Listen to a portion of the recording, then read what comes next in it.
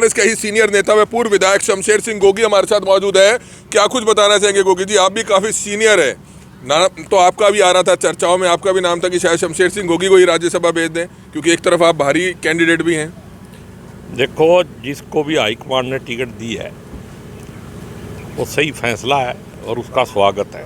कांग्रेस में क्या कुछ चल रहा है? संगठन बनाए अब तकरीबन 6 महीने के करीब होने वाला है। लगता है आपको कि संगठन से कांग्रेस में कोई मजबूती आ रही है? बिल्कुल मजबूती आई है। अभी हमने प्रदर्शन किया और एक राव नरेंद्र सिंह का बढ़िया नेतृत्व है और उसके साथ मिलके, चाहे वो कुमारी शैलजा हो, चाहे संदीप सुरजेवाला हो, मतलब सब मिलके उसका सहयोग कर रहे हैं। भूपेंद्र सिंह हुड्डा का नाम भूल गए आप शायद। भूपेंद्र सिंह हुड्डा तो CLP लीडर है ना, उसका नाम उसका लिया जाता है जिनके पास पोस्ट नहीं है, उसकी तो जिम्मेदारी है साथ देना।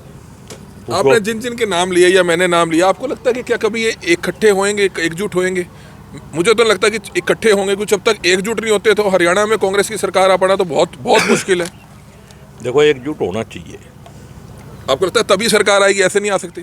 सरकार तो वैसे भी आ जाएगी। तो आज की बड़ी खबर यह है कि एक तरफ तो जो सत्र है वो चल रहा है और दूसरी तरफ जो है कांग्रेस ने भी अपने राज्यसभा जो उम्मीदवार हैं वो मैदान में उतारे हैं। दो उम्मीदवार मैदान में उतारे हैं और इस बारे में बातचीत करने के लिए कांग्रेस के ही सीनियर नेता व पूर्व विधायक शमशेर सिंह गोगी हमारे साथ मौजूद है। क्या कुछ बताना चाहेंगे गोगी जी? आप भी काफी सीनियर है, नाम तो आपका भी आ रहा था चर्चाओं में, आपका भी नाम था कि शायद शमशेर सिंह गोगी को ही राज्यसभा भेज दें, क्योंकि एक तरफ आप भारी कैंडिडेट भी हैं।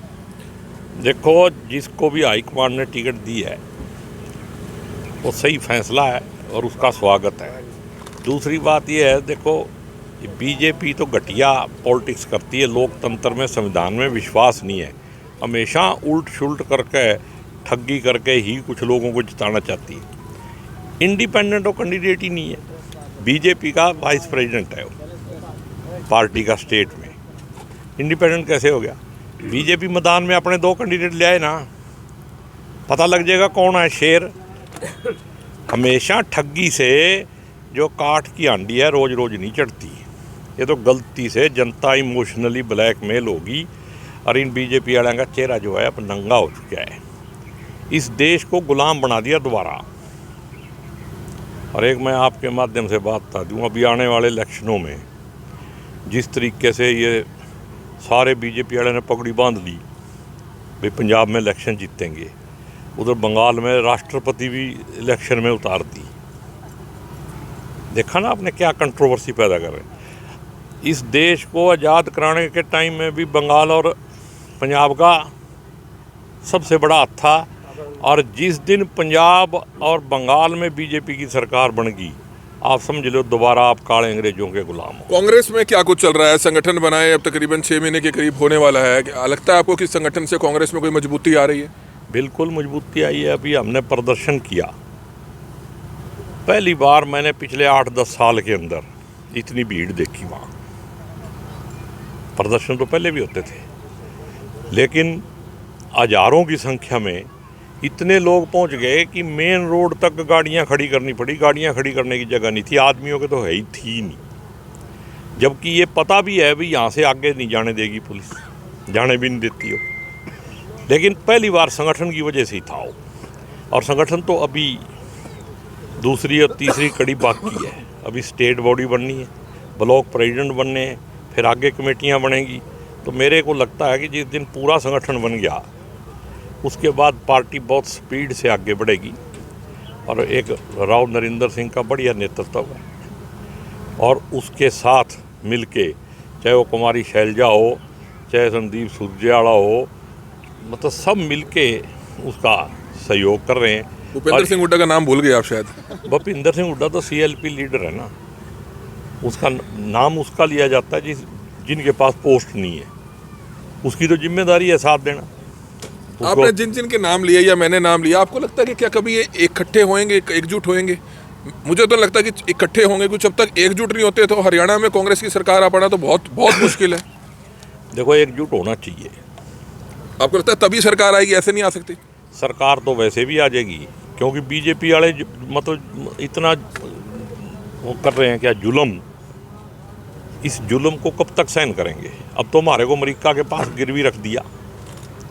अमेरिका वाले हमारे को बताते हैं कि रशिया से 1 महीने के लिए तेल ले लो। ये जो डील हुई है ये समझ लो ईस्ट इंडिया कंपनी वाली डील दोबारा हो गई है, और ये सारा शुभ काम आरएसएस के राष्ट्रवादियों द्वारा किया गया है, और ये सिरे नहीं चढ़ेगा। मतलब हम इतने गुलाम हो गए कि एक हमारे मित्र देश का हेड मार दिया गया, हजारों लोग मार दिए गए, हम अफसोस भी नहीं कर सकते। तो ऐसे गुलाम राज, हम तो सोवरन स्टेट हैं, हम गुलाम स्टेट नहीं हैं। ये बात मोदी जी को जवाब देना पड़ेगा आने वाले टाइम में। फिर थोड़ा डंडा लग रही हो, आ जाओ इसके आगे क्या कुछ कहना चाहेंगे? जैसा कि शमशेर सिंह गोगी ने भी बताया, बहुत से मुद्दे हैं हरियाणा के करनाल में, तो इस पर आप क्या कहेंगे? कमल जी, ऐसा मुद्दे तो बहुत है, और 12 साल हो गए, आप सभी जानते हैं। वही इतने ज्ञापन दे दिए हैं, हर रोज़ प्रोटेस्ट कर रहे हैं, लेकिन ये सरकार ऐसी बनी हुई है, इनके लिए कानों पर जूं तक रेंगती। मतलब ऐसी कानून बना के इन्होंने आम जनता पर, गरीबों पर थोप दिए कि वो बेचारे सांस भी नहीं ले पा रहे, उनको बिल्कुल मारने का काम कर दिया है। अब ये जो युद्ध चल रहा है अमेरिका का, जो ईरान का, ये आपदा में अवसर ढूंढ रहे हैं। अब आपने देखा है वही 60 रुपये, 115 रुपये कॉमर्शियल सिलेंडर 115, और 60 रुपये घरेलू गैस सिलेंडर ये बढ़ा दिया। पहले ही बहुत महंगे थे ये, तो मारने का काम इन्होंने ऐसा कर दिया। और अब आपने देखा, अब सुर्खियाँ चल रही है इनकी, ये मीटिंग बना रहे हैं अब भाई किस तरह से खून चूसा जाए गरीबों का। अब ये पेट्रोल डीजल महंगे होंगे, देख लेना आप 2 दिन 4 दिन में कभी भी, मतलब हाँ हो गया। और पेट्रोल डीजल भी बहुत ज़्यादा महंगे होंगे, और पेट्रोल डीजल क्या हर चीज़ अब महंगी होगी। बिल्कुल ऐसा हल कर दिया है आपके चैनल के माध्यम से। देखो, हम तो अपना काम कर ही रहे हैं, विपक्ष अपना काम कर रहा है।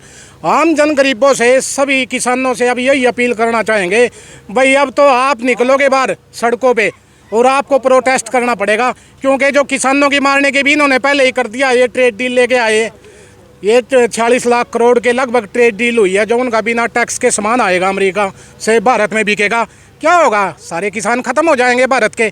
तो सभी किसानों से, आम जन से, गरीबों से यही कहना चाहूँगा, भाई विपक्ष के भरोसे मत छोड़े इस देश को। अब आप जागिए, उठिए और बाहर निकलिए। इस तानाशाही, इन काले अंग्रेजों को बाहर निकालने का काम करें और मुद्दे उठाएं आप, नहीं तो हमारे देश के बहुत ही बुरे हालात होंगे। अब देखो, ये जो एक इन्होंने 30 दिन पेट्रोल डीजल ना कच्चा तेल आप रूस से ख़रीद सकते हो, अमेरिका के काम है ये, और उसके अंतर्राष्ट्रीय लेवल पर वो मुद्दा बना दिया, वायरल कर दिया उस खबर को। क्यों? हम देश अमेरिका के गुलाम है क्या? हम गुलाम हम अमेरिका के? अमेरिका कौन है हमको कमल जी परमिशन देने वाला? तो ये बहुत निंदनीय है, और सत्ता पक्ष बीजेपी सरकार को भी शर्म आनी चाहिए। ये इतने बयान दे दिए हैं ना मोदी जी के प्रति भी, इतने बयान दे दिए हैं ट्रंप ने, जो राष्ट्रपति है ये अमेरिका का, तो मोदी जी क्यों नहीं बोलते? इसको जवाब क्यों नहीं देते मोदी जी? मैं मोदी जी से पूछना चाहता हूँ ये बात, क्या बात इतने महीने हो गए, इतने शर्मनाक बयान दे रहा है ट्रंप, तो बहुत ही निंदनीय है कमल जी ये। हैं, हमारा देश इसलिए आज़ाद करवाया था क्या? इतने देशभक्त क्रांतिकारी वो फांसी झूल गए, इतनी सजा काटी हैं भाई। अमेरिका जैसा क्या है? अमेरिका 100 करोड़ से भी ऊपर हमारे देश की जनता है। हम नहीं किसी से डरने दबने वाले, हम किसी के गुलाम नहीं हैं। आपके चैनल के माध्यम से कह देना चाहता हूँ ये बात। तो मैं यही कहना चाहूँगा इस सत्ता पक्ष बीजेपी सरकार को भी, भाई हमारे देश को ऐसे मतलब इस तरफ ना लेके जाएं कि अब अंतर्राष्ट्रीय स्तर पर हमारे को शर्मिंदगी झेलनी पड़े। और मैं फिर से कहता हूँ आम जन गरीबों से, किसान भाइयों से, अपने भैया अपने घरों से बाहर निकल कर जाग जाओ, नहीं आपके आने वाली पीढ़ी है ना आपको कोसेंगी। भाई हमारे बड़ों ने क्या किया था? कोई आवाज़ नहीं उठाई, कोई प्रोटेस्ट नहीं किया, बहुत ही बुरे हालात होंगे। तो यही बात आपके चैनल के माध्यम से मैं आम जन और गरीबों से कहना चाहता हूँ कमल जी। इसी के साथ जय हिंद, जय भारत।